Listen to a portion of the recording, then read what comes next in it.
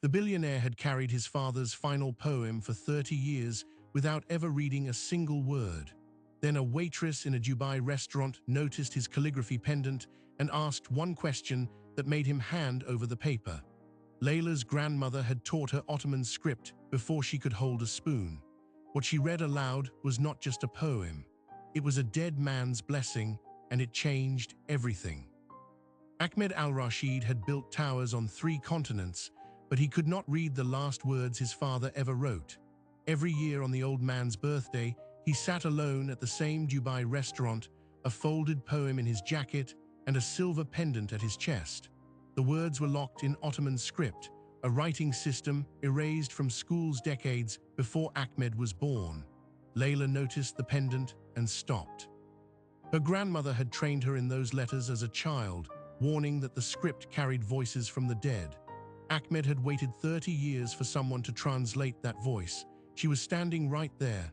Layla had served 100 wealthy men that month, but none of them looked at a folded piece of paper the way Ahmed al-Rashid looked at the one tucked inside his jacket. She pointed at the pendant. "That seal under the silver. It is not Arabic, is it?" Ahmed's hand moved to his chest. He had worn that silver tugra for 30 years, and not one person in 1,000 had ever recognized it. The pendant had belonged to his father, Yusuf al-Rashid, a poet and calligrapher who had died in a narrow house above the Bosphorus when Ahmed was 28. That was exactly 30 years ago.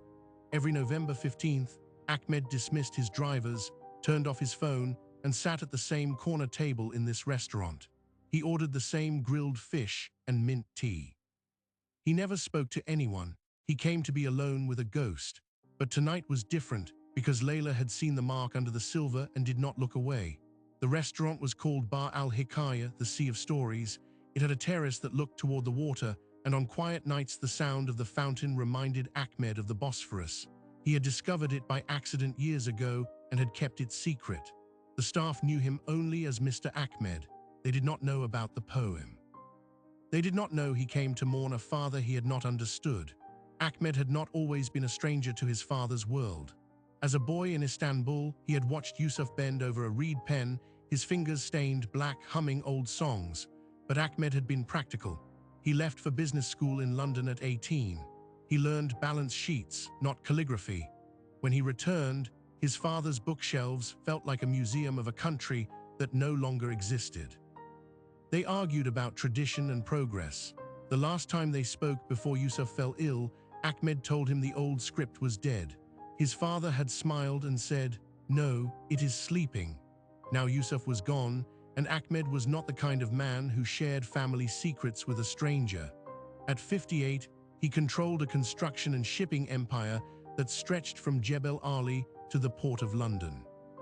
He had 2 sons who ran divisions of the company but rarely called except to discuss budgets. He had 3 ex-wives, a private jet, and a penthouse that echoed at night. But the only thing he carried with him always was a folded piece of paper, thin as a dead leaf, pressed inside the inner pocket of his jacket. His father had written it in Ottoman Turkish, the old imperial script, in 1994 on the final night of his life. Ahmed had been 28 then, already in Dubai, already rich, already too busy to visit. Yusuf had called him into a room heavy with the smell of ink and jasmine. "Take this," the old man said. "Do not open it until you can hear my voice." Ahmed opened it a week later and could not hear anything. He could not read a single letter. The reason was political. In 1928, the new Turkish Republic replaced the Arabic-based Ottoman alphabet with Latin letters almost overnight. Schools stopped teaching the old script. Libraries sealed away centuries of Ottoman books.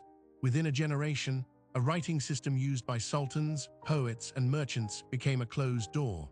Yusuf had been one of the last private calligraphers in Istanbul, copying old poems for collectors, filling notebooks with curving letters that almost no one could read anymore. He died believing his son would never understand his final words, but the problem was even deeper than the alphabet. Ottoman Turkish was not just Turkish written in Arabic letters.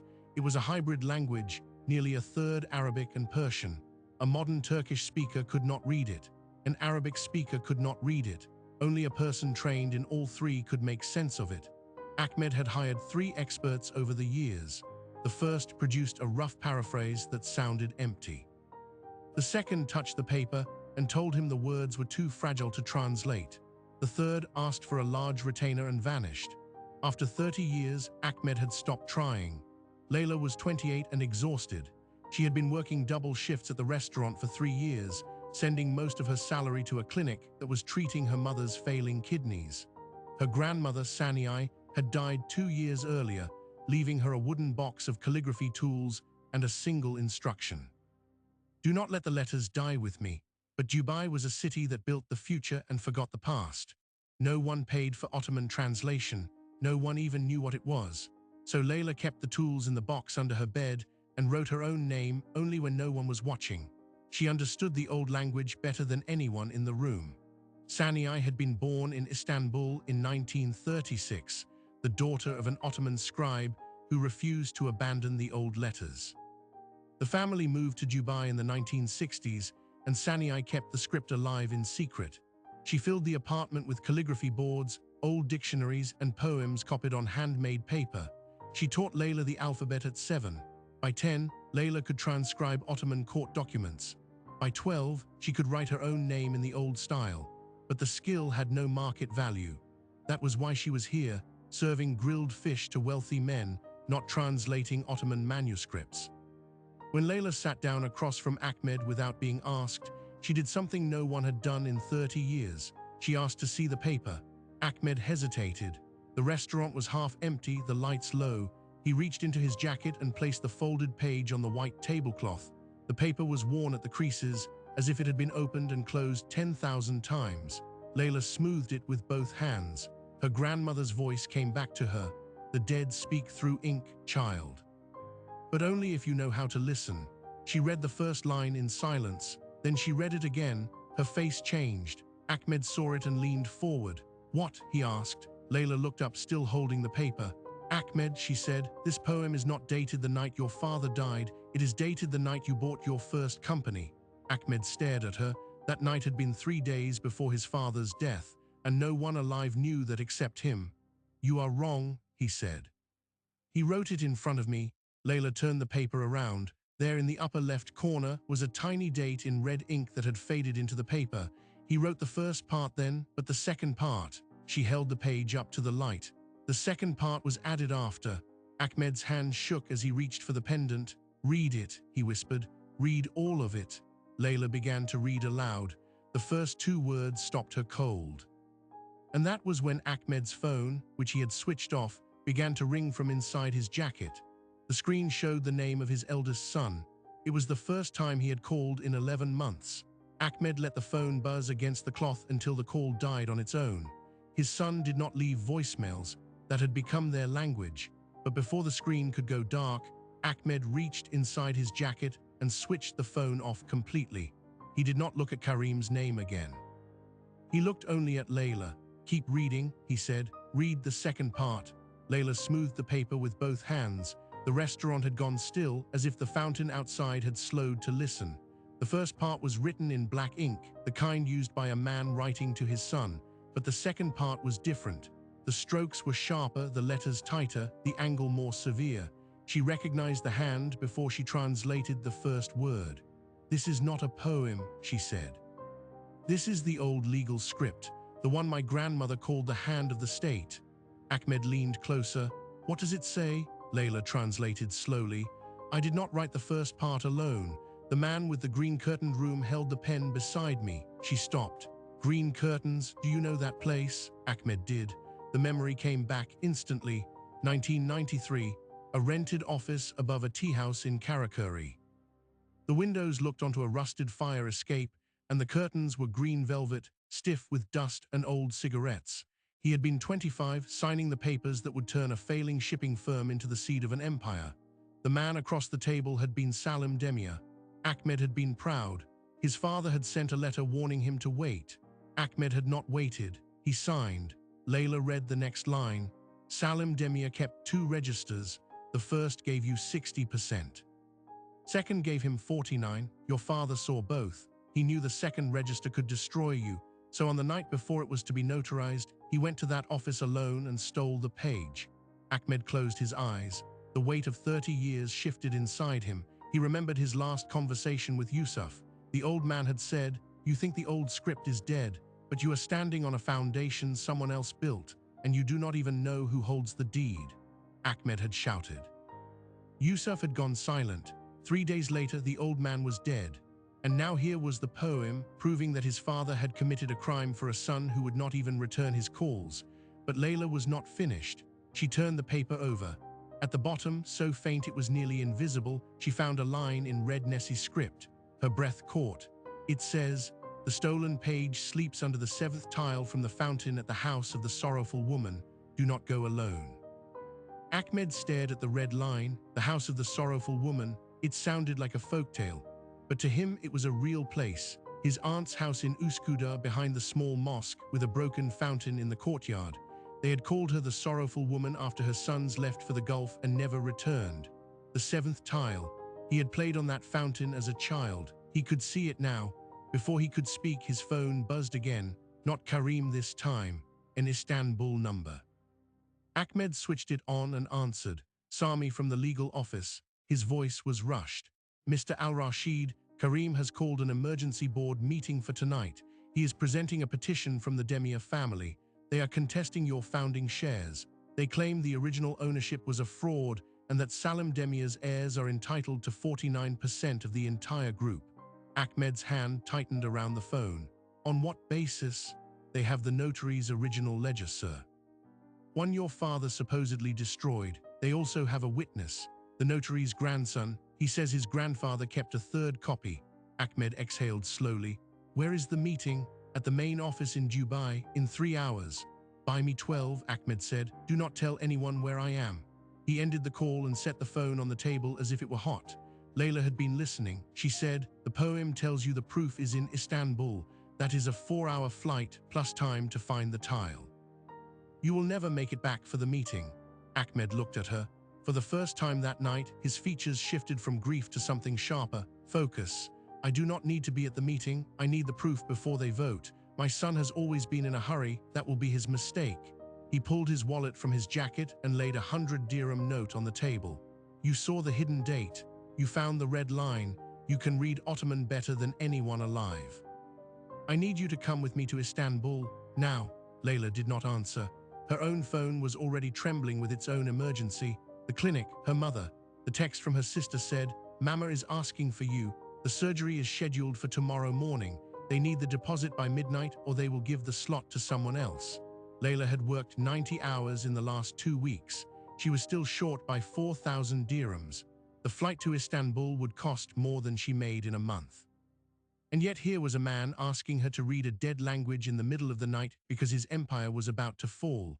She wanted to say no, she needed to say no. But her grandmother's voice came back, sharp and certain. "The letters are alive. When they call you, you answer." Before she could respond, the front door of the restaurant swung open hard. 2 men stepped inside without waiting for the hostess. The first was tall and broad, with the careful walk of a former soldier. The second was younger, clean-shaven, wearing a grey suit and a watch that gleamed even in the low light. He scanned the room, found Ahmed at the corner table and started walking. Ahmed recognized him from a photograph his security team had sent 2 weeks earlier. The man's name was Farid Demir, Salim Demir's son. Farid stopped a few feet from the table. He looked at the paper still spread under Layla's hands. Then he looked at Ahmed.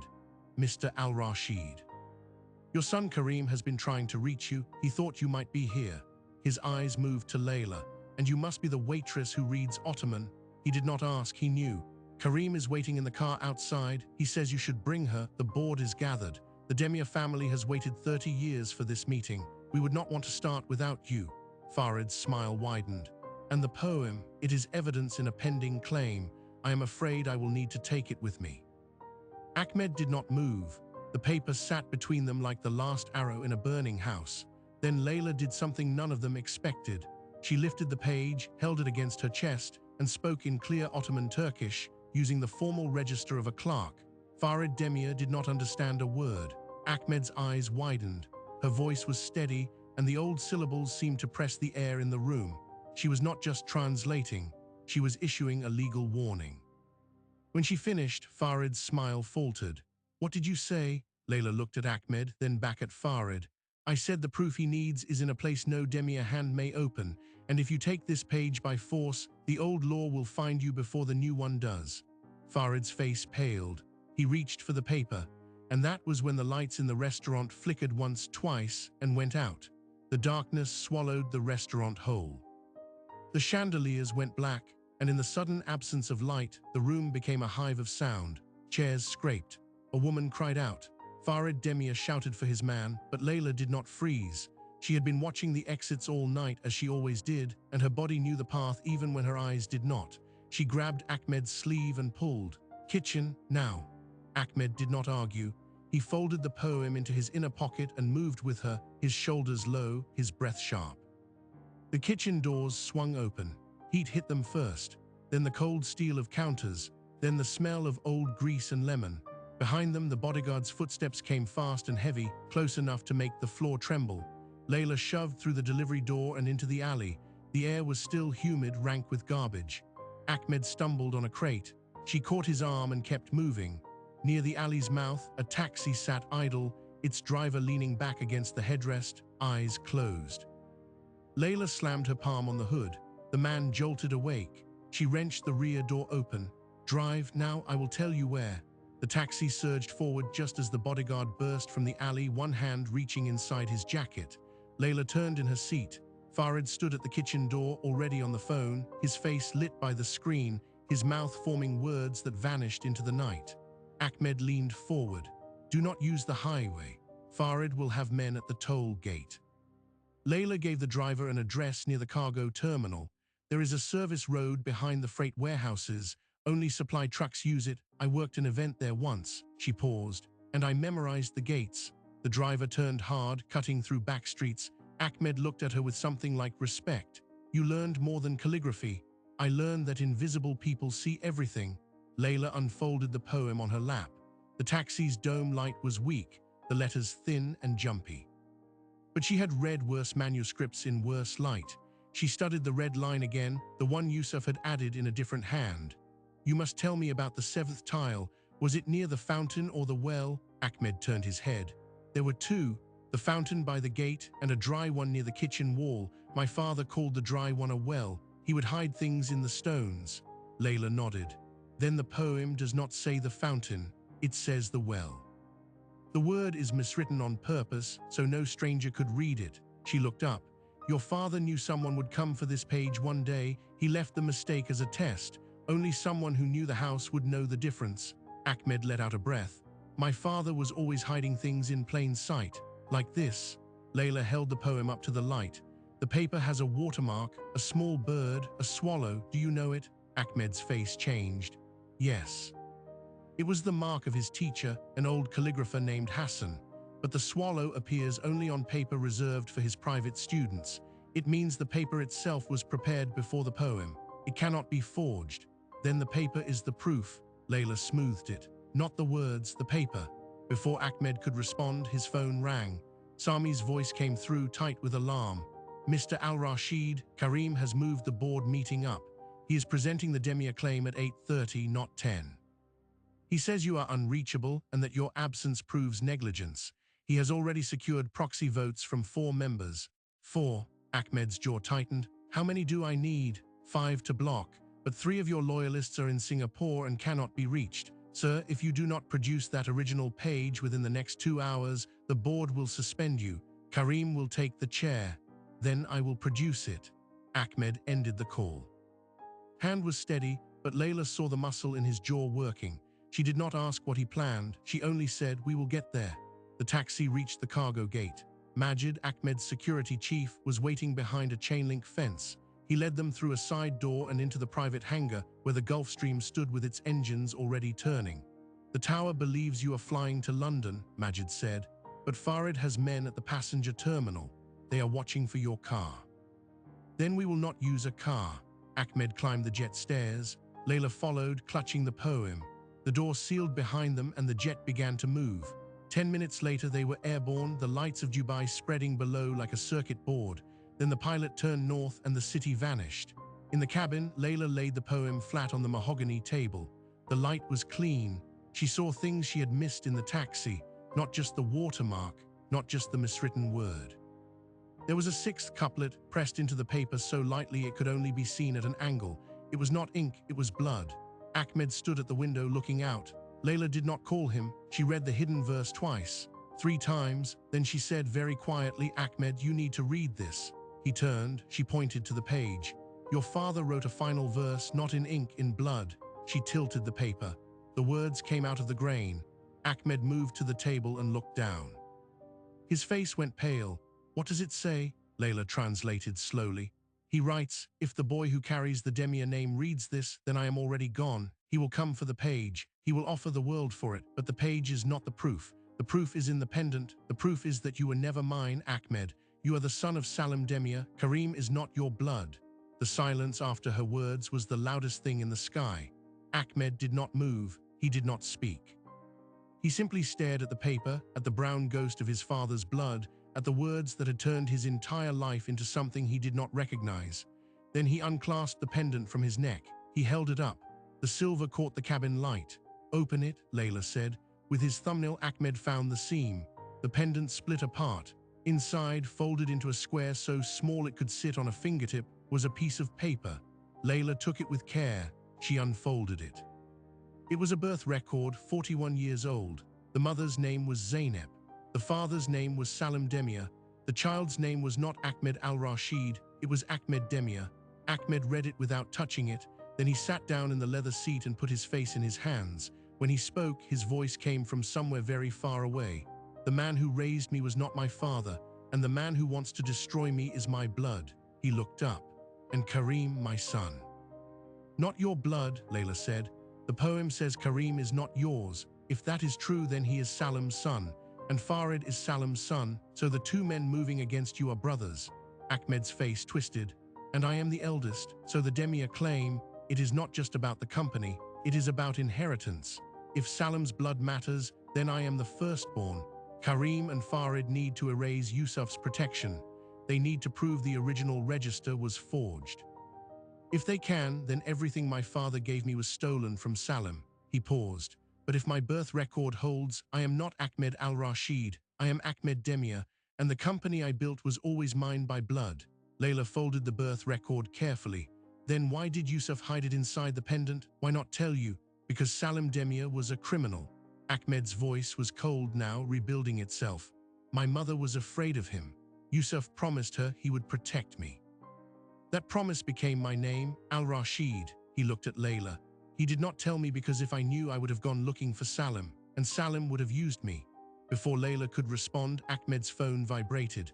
A message from Karim. He read it aloud. "I know about the pendant. I know what is inside it. I have a notary's copy of the birth record, and I am already at the well, old man. The 7th tile is open. Come and see what your father really hid." Ahmed's eyes went to the window. Istanbul glittered below, the Bosphorus a black silk ribbon between 2 continents. The jet began its descent toward Ataturk Airport. Layla watched him. She saw a man who had lost a father, a son, a name, and now maybe more. But she also saw something else. The same thing she had seen in her grandmother when the sirens came and there was nothing left to do but work. "Ahmed," she said, "you are not going to the well alone." He looked at her. "You do not have to come." "Yes," she said, "I do. My grandmother told me the letters are alive. Your father's letters are not finished, and neither are we." The landing gear descended. The runway rose to meet them. On the ground, waiting past customs, a single black car idled with its lights on, and in the front seat, holding a phone to his ear, was Karim. He was not alone. 2 men in dark suits stood by the car, and they were walking toward the terminal. The 2 men were 20 meters away when a maintenance door opened to the left of the baggage carousel. A young woman in a ground crew vest stepped out, looked straight at Layla and said, "Majid sent me. Follow." Ahmed did not ask how she knew their faces. He pulled Layla through the door just as Karim's men passed the tinted glass. The door closed behind them, and the woman led them through a narrow corridor that smelled of jet fuel and wet cardboard. They emerged into a service lot behind the terminal, where a dented van waited with its engine running.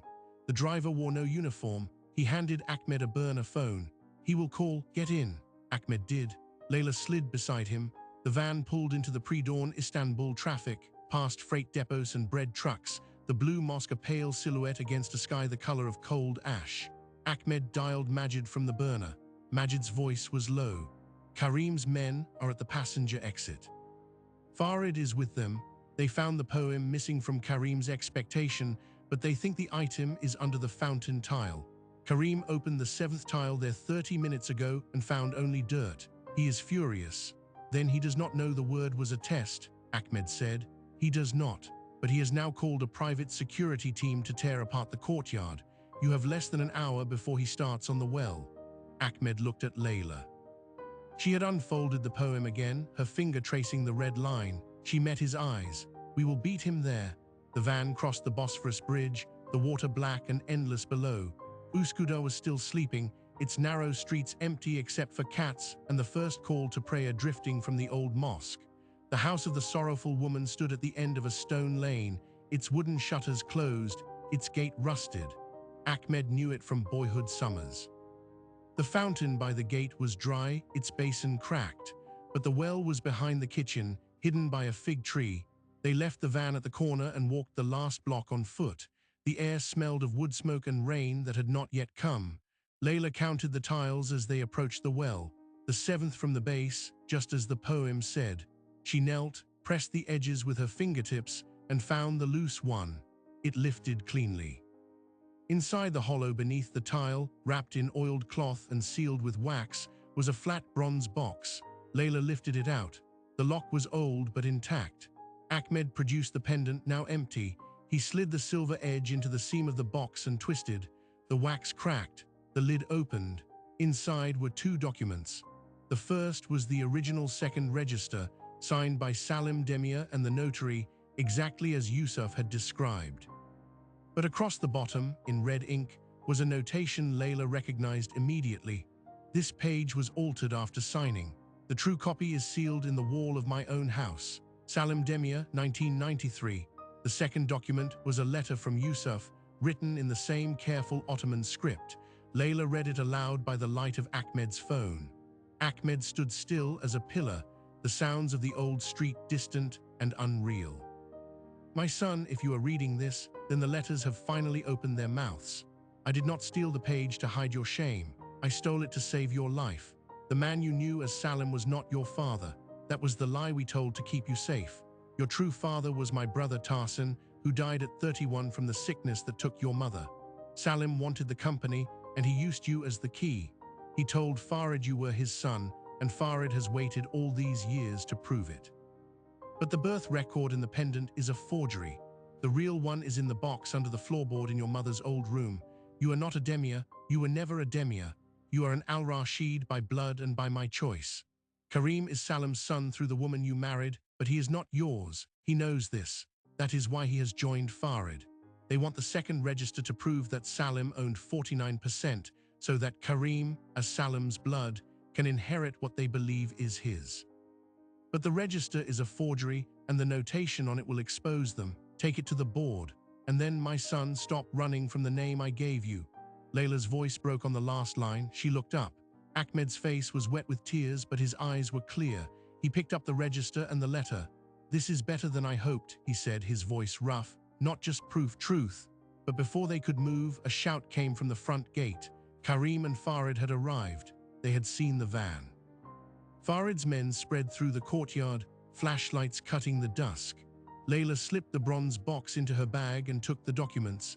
She grabbed Ahmed's hand and pulled him toward the side gate, the one that led to the old boat shed.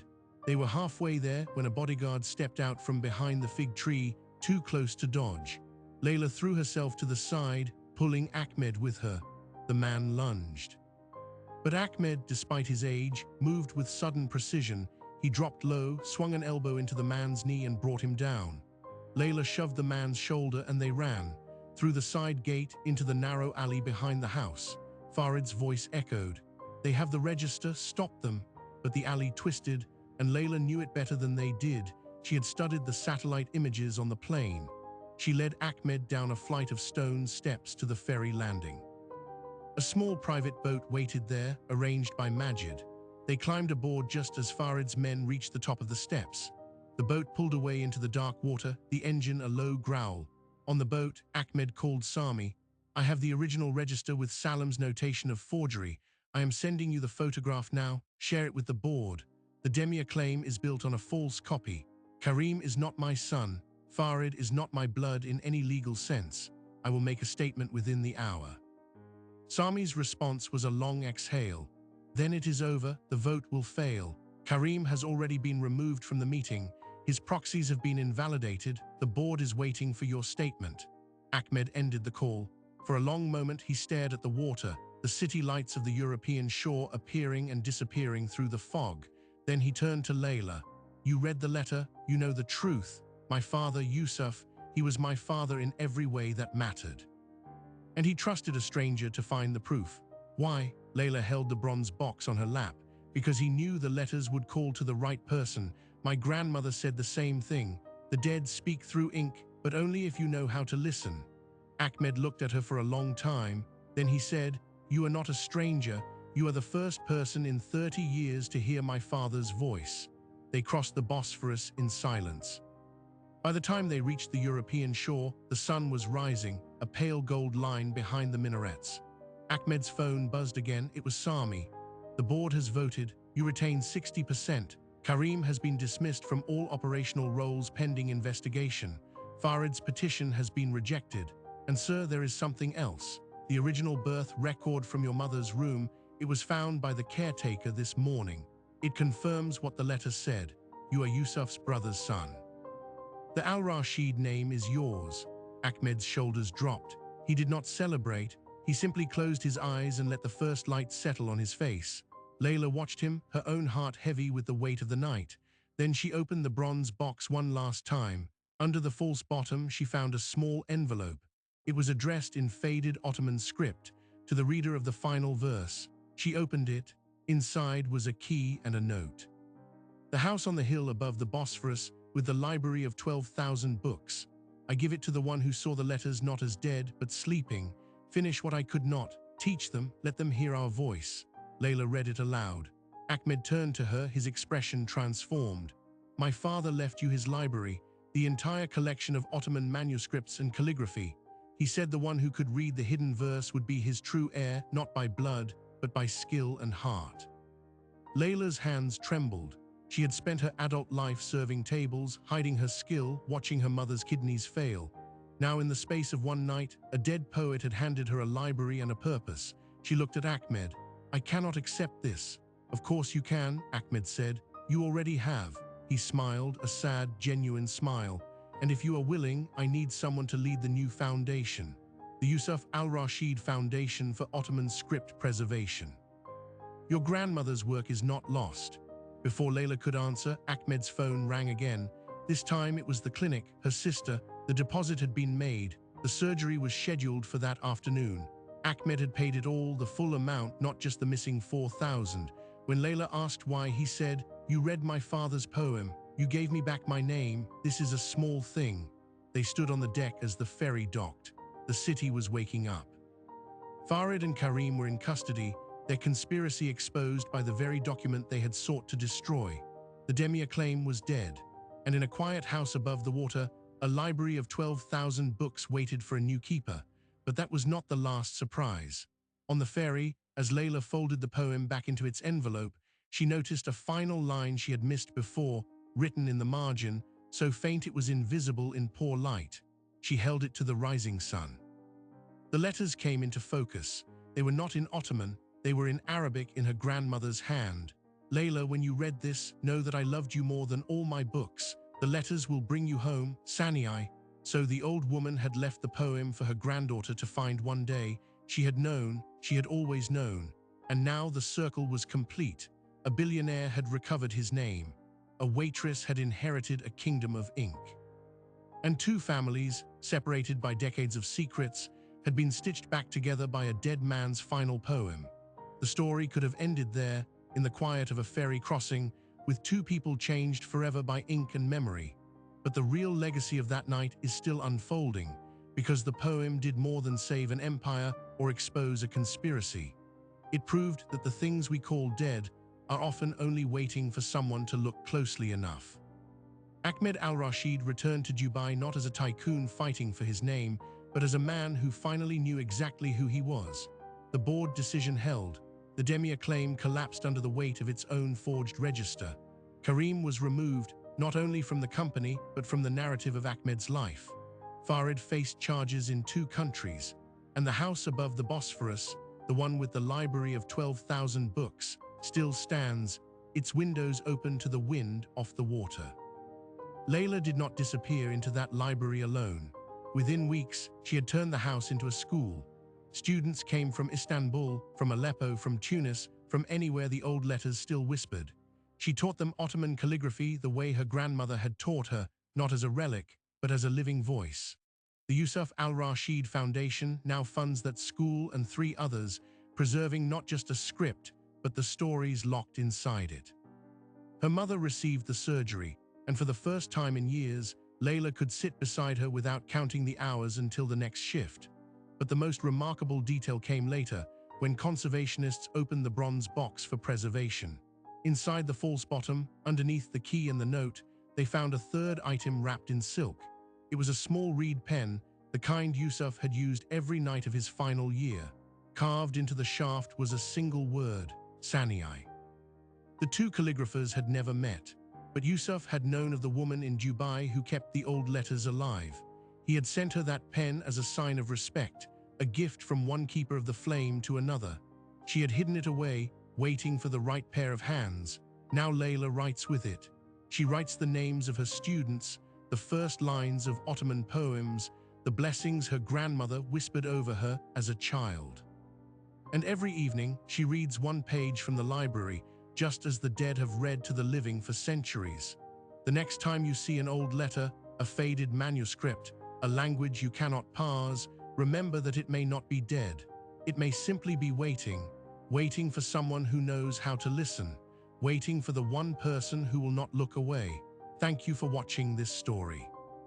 If it moved you, please like the video, share it with someone who treasures the past, and subscribe to the channel for more stories where history and humanity collide. Tell us in the comments, what would you do if you found a message from someone who loved you after they were gone? Because the truth is, we are all carrying such messages. The question is whether we will take the time to read them. Until next time, keep listening for the voices that still speak. They are closer than you think.